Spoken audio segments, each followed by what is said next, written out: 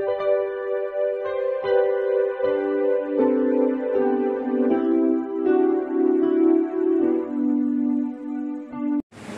Students, প্রথমেই UK educational টিপসের পক্ষ থেকে তোমাদের সকলকে স্বাগত জানাই। 2023 সালের দ্বাদশ শ্রেণীর নিউট্রিশনের এই প্রশ্নপত্র তোমরা দেখো। Nutrition new syllabus 2023। এই 2023 সালের নিউট্রিশনের প্রশ্নপত্রের সমাধান আজকে তোমাদের করে দেওয়া হচ্ছে এমসিকিউ এবং এসএকিউ এর সমাধান। প্রথমেই 1 নম্বর প্রশ্ন, বহু বিকল্প ভিত্তিক প্রশ্নাবলী। এখানে প্রতিটা প্রশ্নের মান হচ্ছে 1। 21টা প্রশ্ন আছে, 21 একে 21। প্রথম প্রশ্ন হচ্ছে লালারসের উৎসেচক হলো। লালারসের উৎসেচক হলো option A ptyalin, option A সঠিক অ্যান্সার। 2 নম্বর, রক্তে শর্করার পরিমাণ বৃদ্ধি করে। রক্তে শর্করার পরিমাণ বৃদ্ধি করে গ্লুকাগন, অতএব অপশান বি গ্লুকাগন সঠিক অ্যান্সার। নেক্সট, গ্লুকোজ শোষণে সাহায্যকারী খনিজ লবণটি হলো। গ্লুকোজ শোষণে সাহায্যকারী খনিজ লবণটি হচ্ছে sodium, option D. Next, carboxyl বর্গ অপসারণ করতে অ্যামিনো অ্যাসিড থেকে কি অপসারণ করা হয়? অ্যামিনো অ্যাসিড থেকে অপসারণ করা হয় কার্বন ডাইঅক্সাইড, অতএব অপশান ই হচ্ছে সঠিক অ্যান্সার। নেক্সট, RQ যখন 1 তখন প্রতি লিটার অক্সিজেন থেকে উৎপন্ন শক্তির মান। প্রতি লিটার অক্সিজেন থেকে উৎপন্ন শক্তির মান হচ্ছে 5.058 ক্যালোরি, অপশান সি হচ্ছে সঠিক অ্যান্সার। এইবার পরবর্তী প্রশ্ন হচ্ছে শিশুর মানসিক সুস্থতার জন্য মায়ের খাদ্যে থাকা প্রয়োজন। শিশুর মানসিক সুস্থতার জন্য মায়ের খাদ্যে থাকা প্রয়োজন হচ্ছে আয়োডিন, অপশান ডি হচ্ছে সঠিক অ্যান্সার। নেক্সট, টিটানি নামক অতি পুষ্টিজনিত ত্রুটি যে খাদ্য উপাদানের আধিক্যে ঘটে সেটি হলো, এখানে হচ্ছে খাদ্য উপাদান হচ্ছে ক্যালসিয়াম, ক্যালসিয়াম হচ্ছে সঠিক অ্যান্সার, অপশান ডি।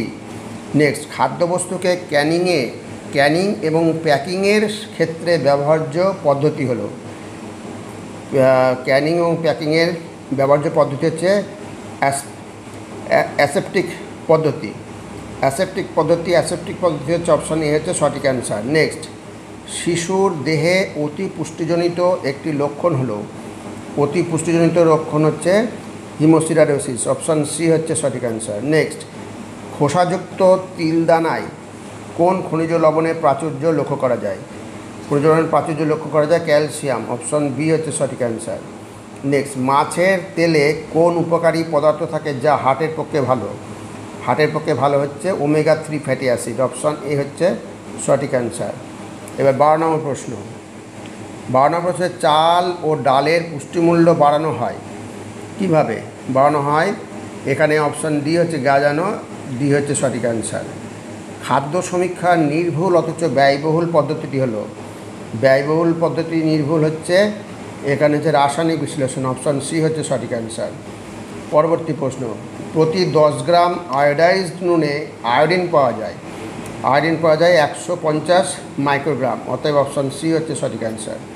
নেক্সট, 15 নম্বর, প্রোটিন নিয়ন্ত্রিত খাদ্য দেওয়া হয় এখানে ড্যাশ রোগের ক্ষেত্রে, রেনাল ফেলিওর রোগের ক্ষেত্রে দেওয়া হয়, অপশান সি। নিম্নলিখিত কোনটি মৃদু আলোকে দেখতে সাহায্য করে? মৃদু আলোকে দেখতে সাহায্য করে রোডোপসিন, অপশান ডি হচ্ছে সঠিক অ্যান্সার।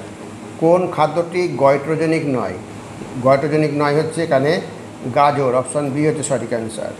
নেক্সট, বিশ্ব স্বাস্থ্য দিবস হলো 7ই এপ্রিল, অপশান বি হচ্ছে সঠিক অ্যান্সার। এইবার পরবর্তী প্রশ্ন হচ্ছে অ্যানিমিয়া প্রতিরোধ কর্মসূচি হলো। অ্যানিমিয়া প্রতিরোধ কর্মসূচি NNAPP, অপশান ডি। নেক্সট, 100 গ্রাম ডিমে উপস্থিত প্রোটিনের পরিমাণ হচ্ছে 13.3 গ্রাম, অপশান ডি হচ্ছে সঠিক অ্যান্সার। নেক্সট, ICDS এর প্রাপক শিশুদের বয়স হচ্ছে 1 থেকে 6 বছর, অপশান সি সঠিক অ্যান্সার। এইবার সংক্ষিপ্ত উত্তরভিত্তিক প্রশ্নাবলী। এখানে একটি বাক্য উত্তর দাও, বিকল্প প্রশ্ন লক্ষণীয়। এখানে এটা হচ্ছে SAQ, short answer type question. প্রতিটি প্রশ্নের মান 1, 14টা প্রশ্ন, 14 নম্বর। প্রথম প্রশ্ন, TEE এর সম্পূর্ণ নাম কি?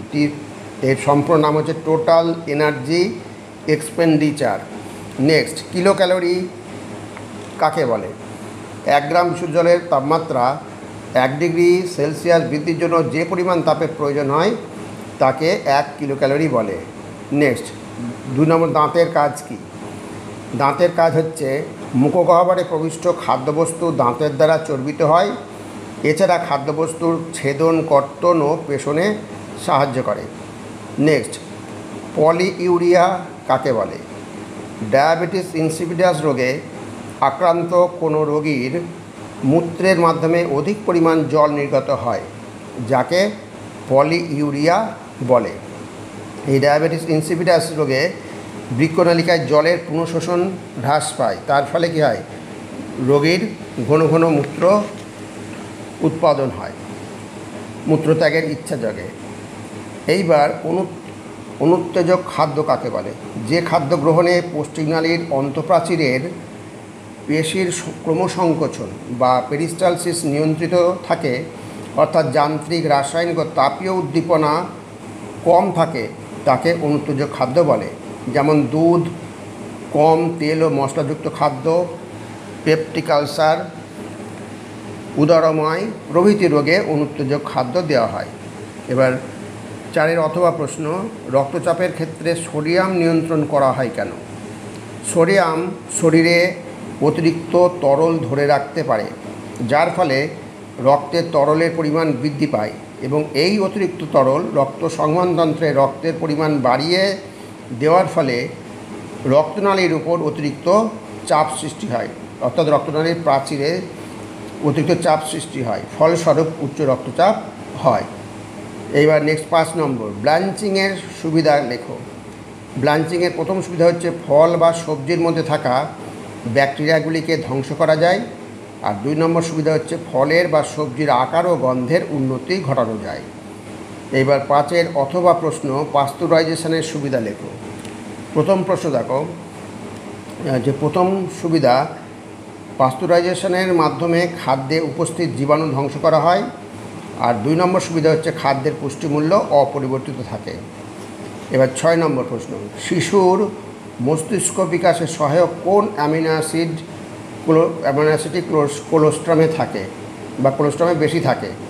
তাহলে অ্যামিনো অ্যাসিডটা হচ্ছে ট্রিপ্টোফ্যান অ্যামিনো অ্যাসিডটা কোলোস্ট্রামে বেশি থাকে। নেক্সট, কোন জীবাণু পেপটিক আলসার ঘটায়? জীবাণুটার নাম হচ্ছে হেলিকোব্যাক্টার পাইলোরি, পেপটিক আলসার ঘটায়। নেক্সট অথবা প্রশ্ন, রক্তে কিটোন বস্তুর পরিমাণ বৃদ্ধি পেলে সেই অবস্থাকে কী বলে? সেই অবস্থাকে বলা হয় কিটোসিস। নেক্সট, PF এর সম্পূর্ণ নাম কি? PF এর সম্পূর্ণ নাম হচ্ছে প্রিভেনশন অফ ফুড অ্যাডাল্টারেশন। এবার হচ্ছে ফলিত পুষ্টি প্রকল্প কত সালে চালু হয়? ফলিত পুষ্টি প্রকল্প 1959-60 খ্রিস্টাব্দে প্রকল্পটি চালু হয়। আর এই প্রকল্পটি প্রথম চালু হয় উড়িষ্যা এবং অন্ধ্রপ্রদেশে। যদি এটা দেয় তাহলে কোথায়? তাহলে তোমরা লিখবে উড়িষ্যা এবং অন্ধ্রপ্রদেশে। এবার অথবা প্রশ্ন হচ্ছে ORS এর পুরো নাম কি? ORS এর পুরো নাম হচ্ছে ওরাল রিহাইড্রেশন সলিউশন। এবার 10 নম্বর, গর্ভবতী রমণীর খাদ্যে কোন কোন খনিজ লবণের প্রয়োজনীয়তা বেশি?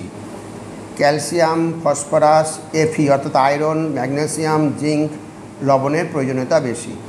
এবার নেক্সট, ভিনিগারের অপর নাম কি? ভিনিগারের অপর নাম হচ্ছে অ্যাসিটিক অ্যাসিড, অর্থাৎ অ্যাসিটিক অ্যাসিডের জলীয় দ্রবণই হচ্ছে ভিনিগার।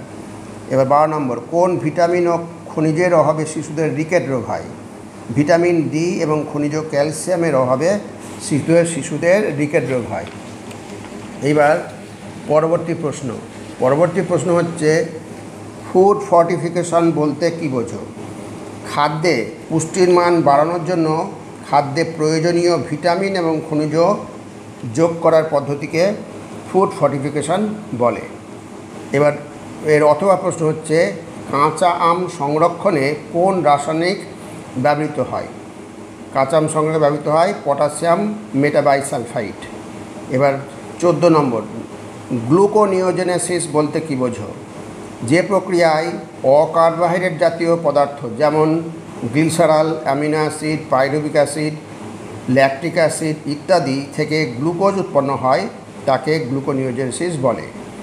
আর এর অথবা প্রশ্ন হচ্ছে ফ্যাটি অ্যাসিডের জারণের একটি পদ্ধতির নাম লেখো।